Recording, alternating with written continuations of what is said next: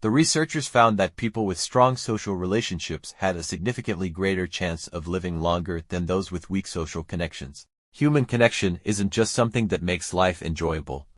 It's one of the strongest predictors of a healthier and longer life.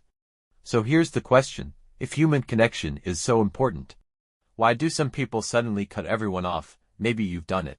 Maybe someone close to you has, or maybe you're thinking about it right now.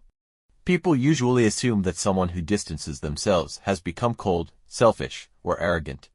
But psychology suggests something much deeper. Imagine spending years being the person who is always available. You're always the one listening, always understanding, always forgiving, always showing up.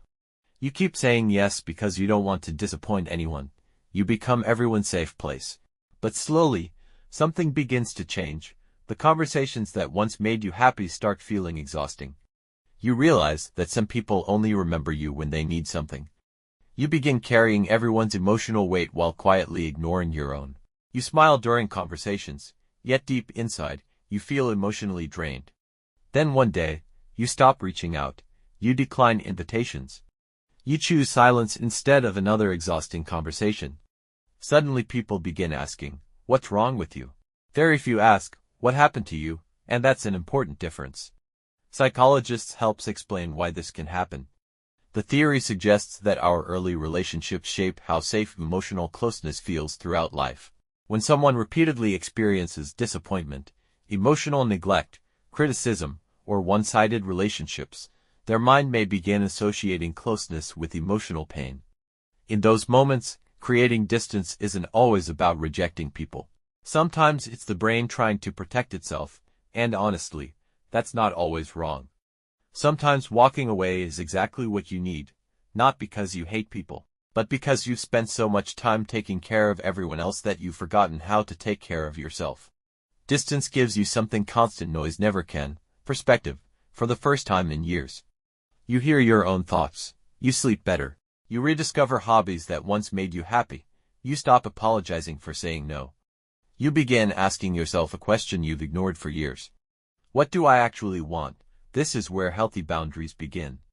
Many people think boundaries push others away. In reality, healthy boundaries allow the right people to stay. But there's another side to this story. Healing through solitude is very different from hiding through isolation. If you step away for a while to recover, reflect, and rebuild yourself, that can be one of the healthiest decisions you ever make. But if you start believing that every person will hurt you, if you stop trusting anyone, if loneliness becomes your permanent comfort zone, then the protection slowly becomes a prison. The goal was never to cut everyone off forever. The goal was to stop giving unlimited access to people who constantly drained your energy. There's a huge difference. The right people won't make you feel guilty for protecting your peace.